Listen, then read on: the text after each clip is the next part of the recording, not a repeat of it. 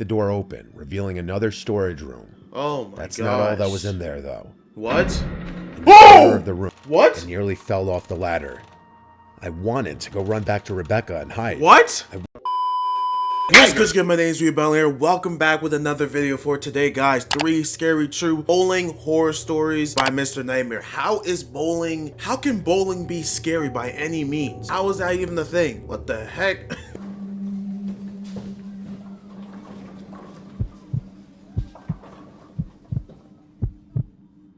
I used to go bowling quite often with my friends when I was young. I'm talking like 12, 13. There was a bowling alley down the block from my friends and I, and so we'd go there on weekends. The bowling alley has been closed for years, but when it was open, it was super cheap and affordable.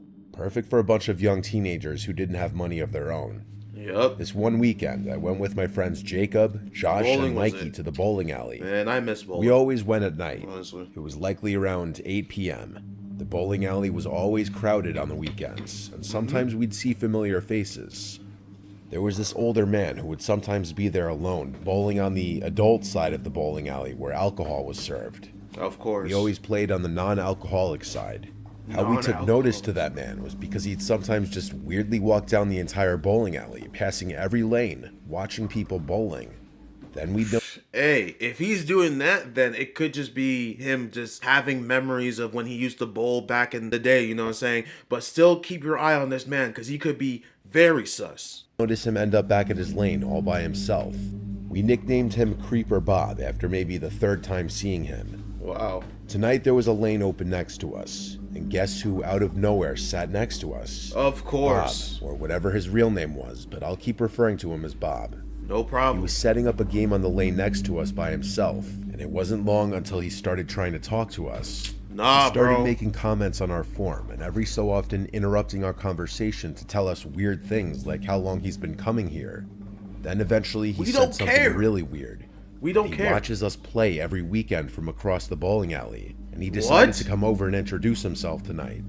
What? He played it. Imagine the old creepy man telling you that I've been watching y'all every weekend. I turned to introduce myself. It's like, bro, yo, you don't start off a conversation like that, bro. Off like he was trying to be some kind of bowling teacher to us. Yeah. But really, it was just annoying and most of all, uncomfortable. Definitely. Bob at one point entered our lane as I was up to bowl, and he grabbed my wrist with his hands to position me into an allegedly better form. Nah, bro. I never gave him permission to touch me, nor did I ask for his guidance.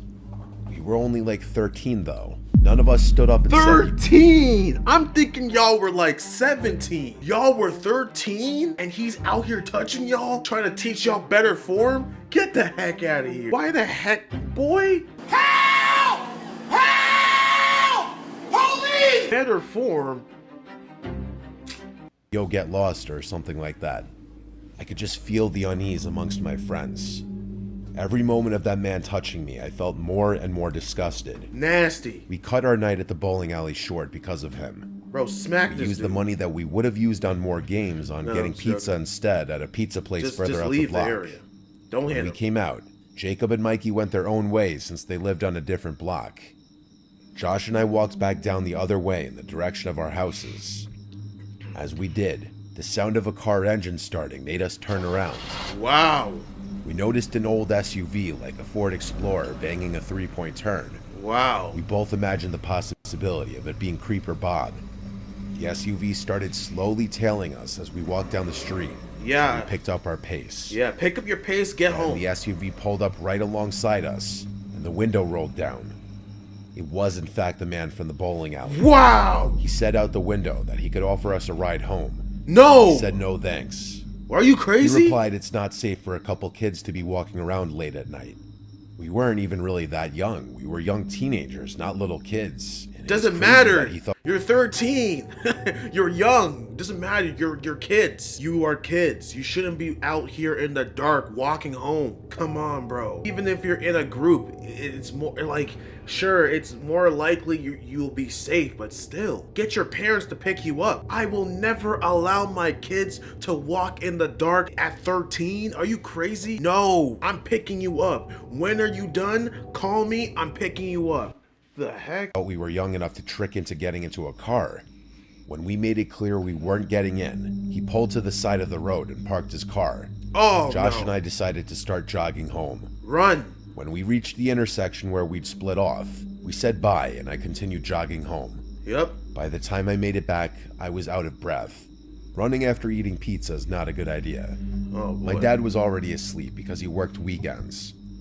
My mom was out with her girlfriends most likely, and the same was probably the case with my sister. What the so heck? I wasn't supposed to ring the bell because Your my mom dad should be didn't want to home. be woken up. I went around back to get the key we had for the back door, which was hidden in the shed.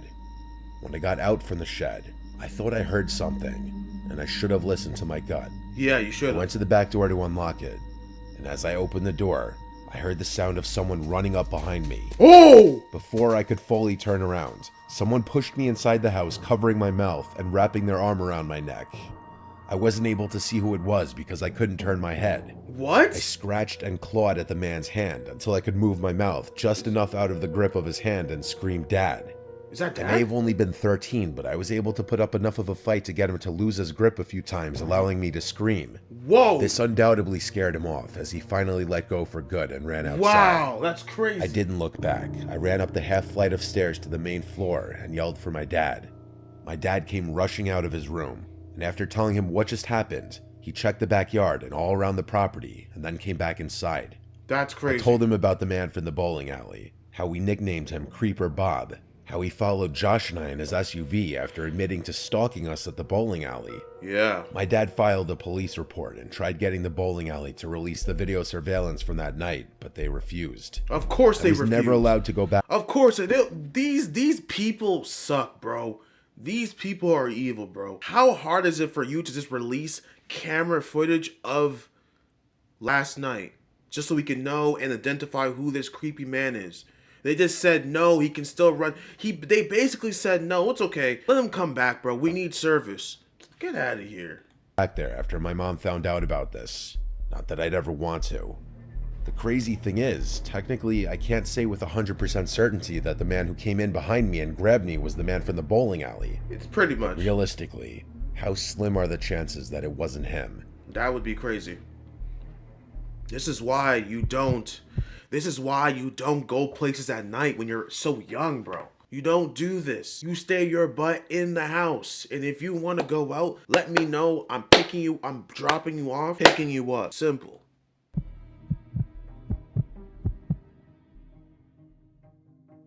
When I was a teenager, my close group of friends were, I guess, what you'd call delinquents.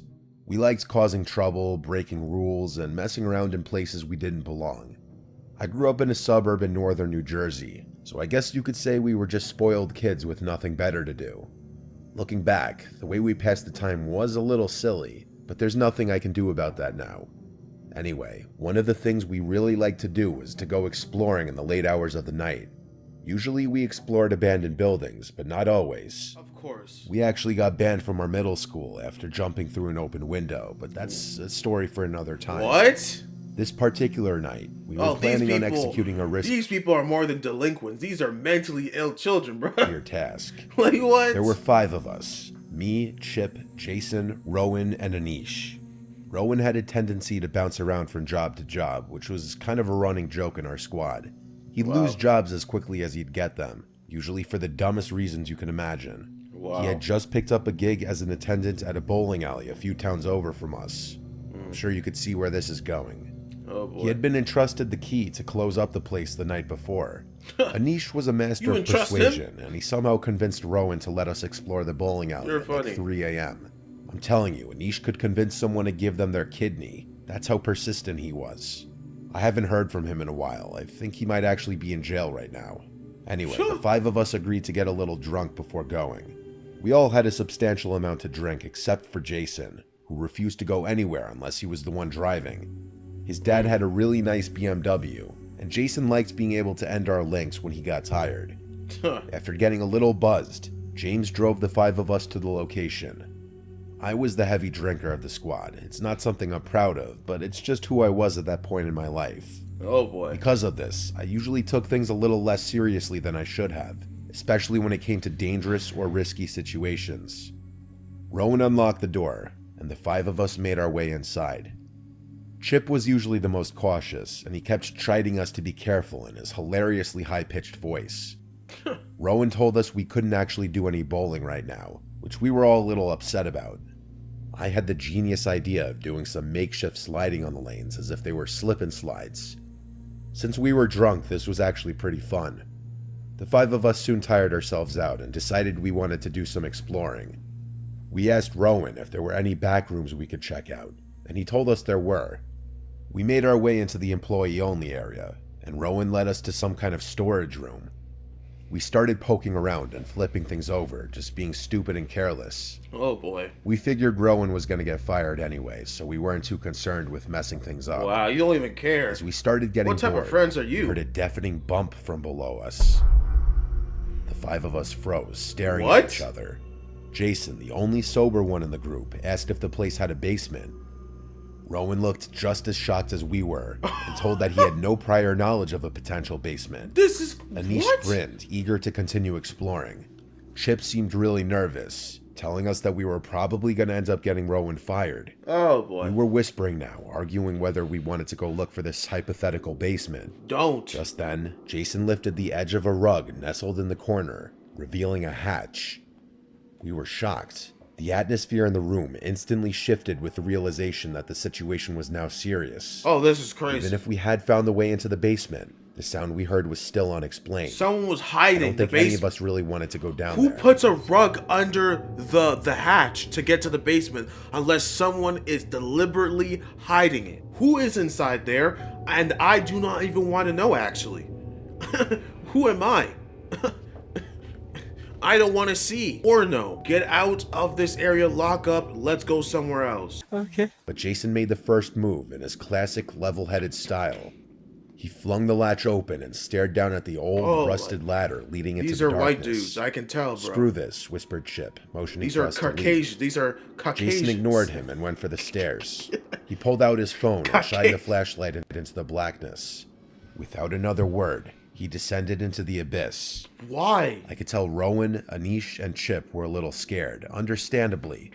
I still had a lot of liquid confidence, so I decided I'd go next. Oh my Anish goodness. followed behind me, and Rowan brought up the rear. You guys are Chip crazy. refused to come down with us. The 4 of us pulled out our phone flashlights and began exploring the basement that had been hidden for some reason. It was filled with dust and cardboard boxes, stacked up to the ceiling. There was nothing else down there, or at least that's what we originally thought. What? Anish noticed a door in the corner, and we walked over to it. Jason put his hand on the handle, but a split second before he was going to open it, we heard a distinctive bump come from the other side, which sounded identical to the one we heard earlier. Oh boy. Oh We boy. looked around at each other, with horrified looks on our faces. Oh no. I could tell we were all thinking the same thing. An animal, maybe? No shot. It was too loud to be an animal. An animal inside the... How can an animal make a thud like that? Are you crazy? Pretty freaked out at this point and turned Are you away crazy? to leave. Like an idiot, Jason cracked the door open, revealing another storage room. Oh my That's gosh. not all that was in there, though. What? In the corner of the room, there was a human figure sitting on the ground with his... What? What? Who is this person? Oh no, how terrible. Oh my gosh. Oh my goodness, you got me all the way messed up. Who are you? Who are you? Whose mans is this? Whose mans is this? Bro, this is nuts, man. legs crossed, facing away from us. Oh my We were gosh. frozen in place, utterly terrified. After a full minute of stagnance, the person in the corner of the room banged their head against the wall, explaining the sounds we had been hearing. What? Began tiptoeing to the ladder, careful not to make any noise. The rest of my friends turned around and began doing the same, clearly filled with terror. Just then, Rowan tripped on a piece of junk on the floor and then No! cursed. You drunk Person in the- idiot! You drunk buffoon! The room yelled and we ran. Jason and I were up the ladder in a split second, with Anish close behind. Chip was leaned over the hatch, concerned with what he was hearing. Anish made it up, and the 3 of us ran out of the room. We heard Rowan scream, "Get off me!" but Anish and Jason were too terrified to turn back. Whoa! He was chasing after them!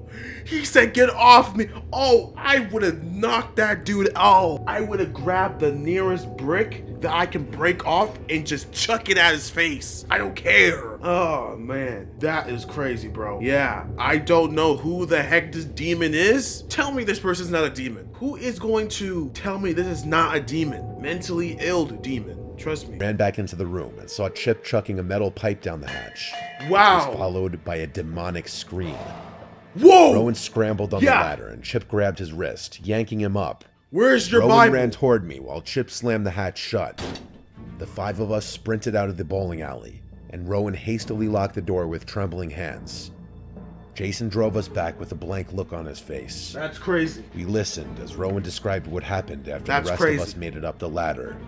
Apparently, whoever had been in the basement jumped on Rowan's back, clawing at him. What? Chip came to his rescue and nailed Rowan's attacker in the head with that pipe, causing the lunatic to fall backward. Rowan said he only saw the guy's face for a split second. It was the horrifying face of a dirty, old, homeless-looking guy with a That is crazy. So, yeah, it was a homeless demon. bird's nest of hair on his head. Rowan ended up quitting the next day without giving his boss an explanation, as it was definitely illegal what we had done. To this day, we have no idea how that guy could have gotten down there. Maybe there was an alternate entrance we had overlooked. Either way, the basement had been intentionally hidden, which tells me that Rowan's boss might have known something about the whole thing. Yeah. This experience ruined my taste for bowling, which I have not done since. That boss, that manager knew what was up, bro. He knew what was going on, bro. He is sus.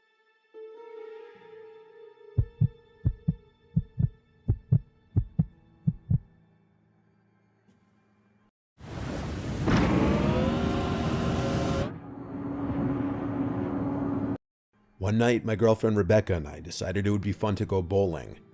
We drove to the closest bowling alley and went through the whole process of renting shoes, finding balls, and picking a lane. We both were really bad. Neither of us had been bowling in many years. We paid for an hour of bowling. Rebecca wasn't really enjoying it too much because she kept getting gutter balls. I was doing better than her, but not by much, so I wasn't really able to help her out much. And then to make matters even worse, Rebecca's ex-boyfriend arrived with his group of friends and they started bowling a few lanes down from us. That is awkward. That is awkward and weird. That is so awkward. Bro, at that point, I would probably be like, okay, let's just do 2-3 more and get the heck out of there. I'm just playing. We're finished. We paid for an hour. We're staying here till an hour. The heck are you on? Away, refusing to even look in that direction. Sorry. Whispering GG's. at me that we need to leave now. We packed it up early and left. Wow. She went to the car and waited while I returned the shoes. Come on, bro. I think her ex spotted me while I was at the front counter, and I looked away. I didn't tell Rebecca this, though. We went home and agreed to play Wii bowling instead and have some wine. That sounded much more fun anyway. Wii bowling? When we got home, the first thing I did was turn on the Wii and open a bottle of wine. The bowling alley trip was a failure, but I didn't want Rebecca to be unhappy. We played Wii bowling for like half an hour with music on in the background and drinking wine. It turned out to be much more fun than the bowling alley. Until the current song that was playing ended, and we heard something come from upstairs in that brief moment of silence. Rebecca and I looked at each other, telling me she heard it too. I turned off the music. Hello? That's what I'm doing. Who's up there? We don't have kids. The heck? Bro, who is this? For good. But now there was just silence. The sound we heard could best be described as a heavy object being dropped on the floor. Yep. I went upstairs to investigate. I checked every bedroom with the lights on. I checked under every bed. I was relieved to find nothing. I wasn't actually expecting to find someone in the house. But naturally, you do need to go investigate if you hear a suspicious sound in your house. Definitely. Still, I wondered what actually made the sound, because I didn't I hope you have a blicky with you, anything with you, any weapon, just in case you need to stab, or shoot someone. Find anything on the floor. After maybe another half an hour of playing Wii bowling, we brought our little wine party upstairs to the bedroom, and eventually we fell asleep. Oh, okay. Rebecca's a lightweight, so she got much drunker than me, which explains why I was the one to wake up in the middle of the night and not her. I heard what woke me up, though. It was another clear and distinct sound of something heavy being dropped from above. But the only thing is, now we were upstairs, and and yet the sound still came from above. So what else would be above us? The attic? The attic door is right outside my bedroom door. It's one of those doors with a string that you pull down and a metal ladder comes down. Oh, not these, bro. We had so many of these attic horror stories, bro. We had homeless people living in the attic. How is that possible? How is there cluckness happening in the attic, bro? Oh man, in this house, bro.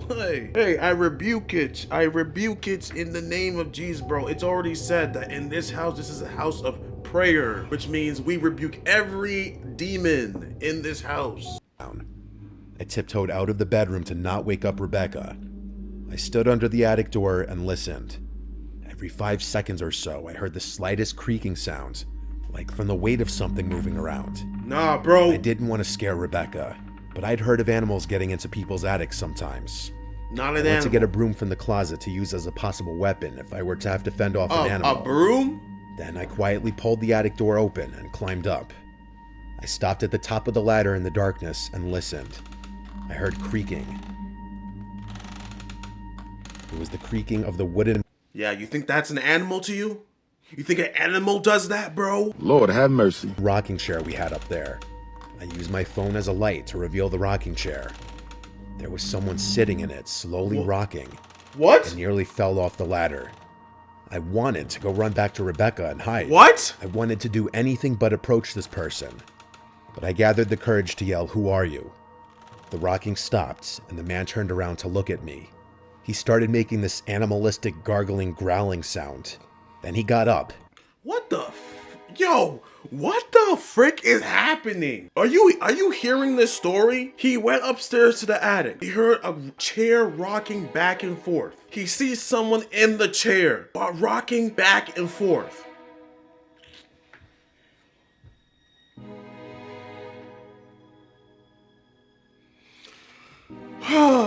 This is bro, this is how do people I rebuke you in Jesus' name. And that's when I hurried down the ladder and pushed the attic door up. I screamed for Rebecca to call the cops until I heard her acknowledge me. I stayed under the attic door, preventing it from being opened as the man in the attic tried kicking the door open. Wow. He eventually stopped, and I heard the deranged laughter of a sick, mentally ill person. Oh, heck no. He spoke in another language. It sounded Russian. I felt like my arms were going to fall off, holding up the attic door, waiting for the police. Wow. When they finally arrived, Rebecca went downstairs to let them in. From here, it was the job of the police officers to go up there and remove the man. They did exactly what they're supposed to do. Amen, and God bless these people. They did exactly what they're supposed to do. The only thing is that man didn't even get the proper weapon for the job, but still, he held it open, he held it closed, he told his wife to call the police, and she did exactly that, bro. Now it's the police turn. What's going on? To let them in. From here, it was the job of the police officers to go up there and remove the man. Yep. Rebecca and I waited in the living room, sitting on the couch next to each other, until we saw them bringing the man out through the living room to the front door in handcuffs. The way the man looked at me said everything. He was a dangerous, mentally ill person. Crazy. His stare was full of hatred and craziness, with a hint of confusion. His Wow. lip contorted in this bizarre way that would almost make you think he were drunk. Whew. Whatever happened with him, we don't know. We didn't press civil charges, but I'm sure he was charged criminally if they didn't deem him to be insane. This happened in the summertime when we keep the windows open, and so it was most likely that he...